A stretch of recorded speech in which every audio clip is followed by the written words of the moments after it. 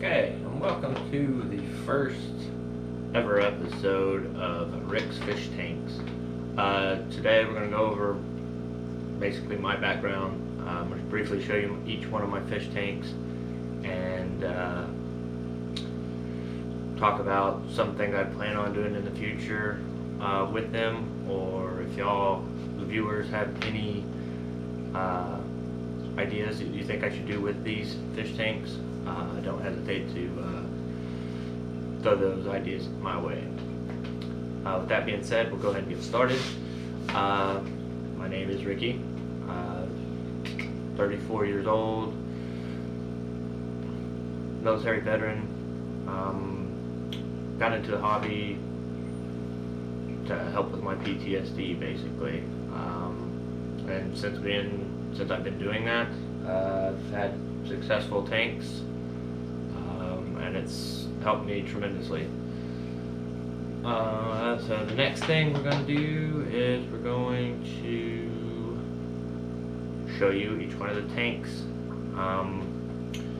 The first one I'm going to show you is just a little fry tank that I set up. I mean, it's dirty right now. I tried putting two of my angelfish that had bred in there with their babies.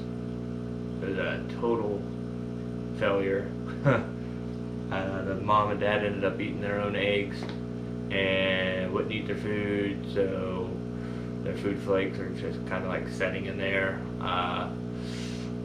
wasting away. So I got to clean that tank out, but I'll show you the setup. It was just a quick, fast setup, so I could get those two fish separated from the community tank that they were in, so we could try to get these angelfish babies to survive this time.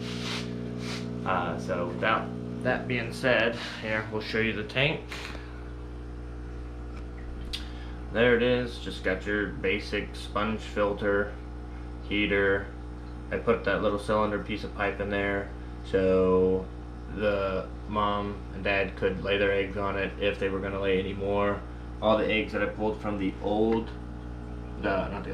community tank was pulled out of that tank and put onto that moss ball that is, I don't know, it went from being a ball to just being a flat piece of moss now.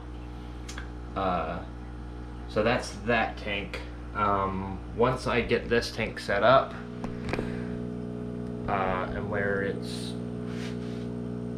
doing good, I'm going to use this as a dual purpose tank. This is going to be a quarantine tank slash fry tank when they come. So far, like I said, I've had one black raven angelfish lay eggs. There wasn't a male with her, which is kind of weird to me. I've only had that happen one other time. But my discus and all the other angelfish ended up eating them. So this time I seen them showing signs, so I had to hurry up and get this tank set up. Probably took, didn't take the proper measurements on it. Granted, this tank, it is cycled. That sponge filter is out of a tank that I have used in the past. So the water is actually out of that tank that the mom and dad came out of. It's the same temperature as the community tank. The only difference is being a whole lot smaller, but it should work. And I'd like to have a bigger fry tank. That may be something in the future to get going. Might not be. Okay, so the next tank is going to be my 55-gallon. It is, it's gone through some changes. It was a 90-gallon. It has a male flower horn, a albino Oscar. I don't know what kind of African cichlid that is, but my sister gave it to me, so he's just kind of chilling in there. I have my red-tailed catfish, He's getting way too big for this tank, so I'm gonna have to rehome him. And the Pleco. Him and the Red Tail have been getting into fights a lot since I've swapped them from the 80-gallon tall that I had to this 55, which looked a lot better. Just better to the eye. But as you can see, sand slash dirt substrate actually pulled that sand and dirt out of my backyard. That piece of driftwood found in Arkansas, brought it home on a hike and put it in the fish tank. And as you can see, the tannins, or however you say it, is coming out of the driftwood. So that's good. Helps with the pH in this fish tank. I really don't do a whole lot of maintenance to it, besides your normal water changes and feedings on a daily basis. That's about it. I feed these guys twice a day, once in the morning and once in the evening when I get home from work. So they're pretty self-sufficient in my eyes.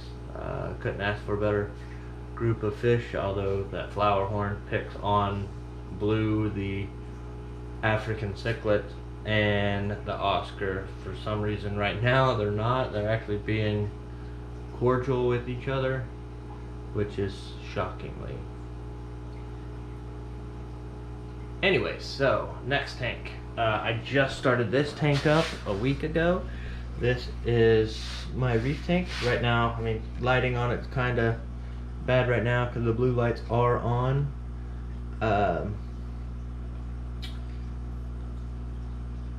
Never had a saltwater tank. Decided to give it a whirl. All my friends who have had saltwater tanks have said that they are a pain and expensive. For this little 20-gallon setup so far, I mean, I haven't spent a lot of money on it. I've actually been given quite a few things from my local fish store, or I had on hand. So it's week 1 of 2 before I can even start to think about putting any type of livestock in it. But so far so good. I mean, my water parameters are off just a little bit. I just had it checked yesterday, and she pretty much squared me away on what I needed to do and how to keep it or get it to where I wanted it or where I need it to. So in this tank, basically just got 3 live rocks. This one down here with the bridge over to the other one. Had some red algae in there right now to kind of help pull the ammonia and nitrates out of the water while it's cycling. And overall, I'm pretty satisfied with the way this tank is going along. My wave maker that I have in there is pretty much doing the lay of the land like it would naturally in the ocean. So pretty stoked about this tank, and nervous at the same time. As far as lighting on the 3 tanks that I have showed you, the Coral Life LED Marine aquarium clip-on light is exactly what that light is there. It only has, I mean, it's not on a timer, so I have to manually switch it on and off. Future would be getting a timered one, but that's in the near future. This tank has got a long way to go before it gets any of the high-speed cool stuff, as we military folk call it. Now, as far as lighting for the breeding tank slash quarantine tank, it's just a cheap LED light I got from Petco. I think it was like 20 bucks.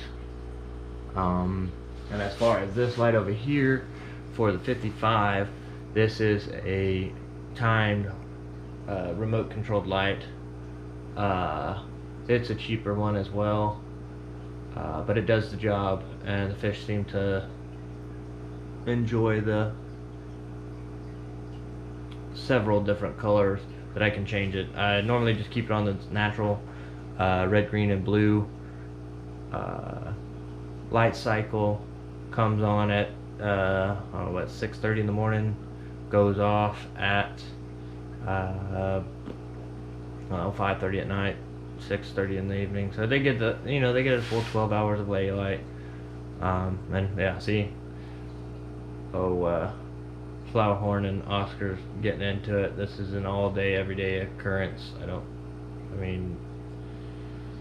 Oscar just rolled over and sits there because he's getting bullied. But everybody eats, everybody's healthy. There's no nipping of the fins, missing eyeballs, or nothing. So I'm probably going to have to put the Oscar in another tank, or the 75-gallon tank that I'm about to show you. So with those 3 tanks, let's go and check out the final tank of mine.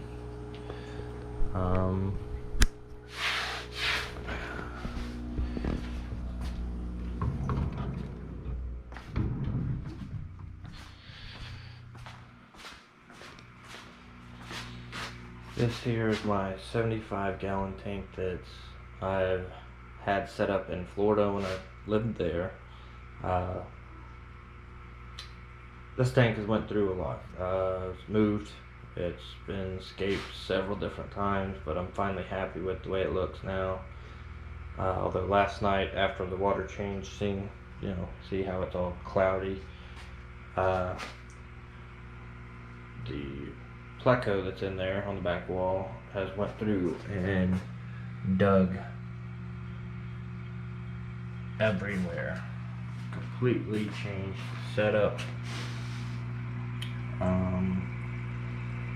So yeah, he made it his own. In this tank, obviously, as you can see, I have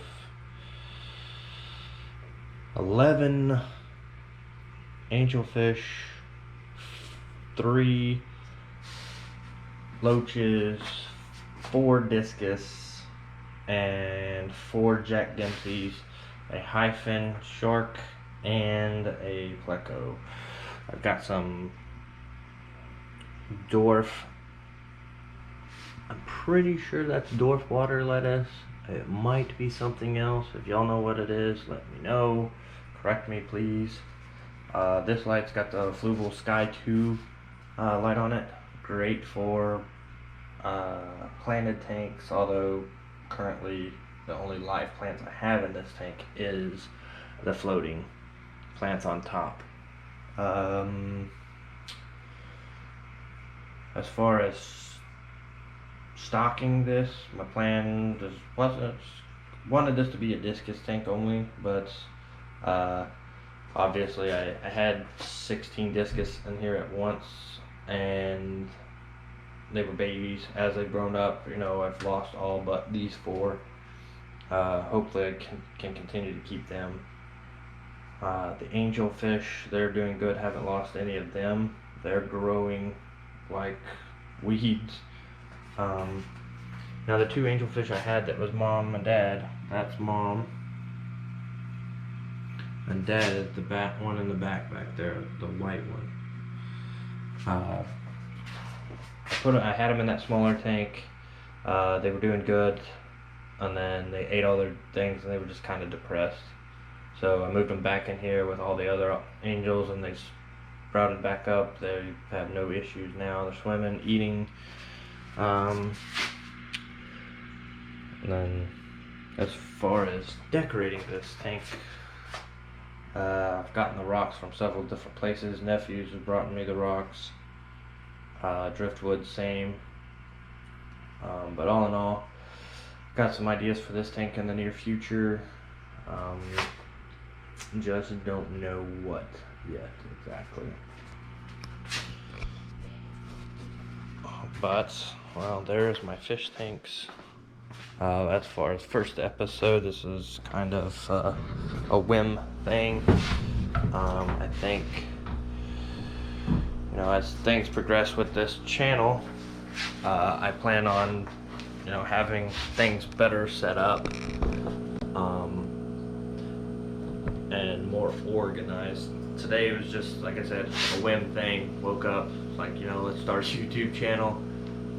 So here we are. Episode 1 is now pretty much coming to a closure. So if you have any questions or any recommendations, please let me know.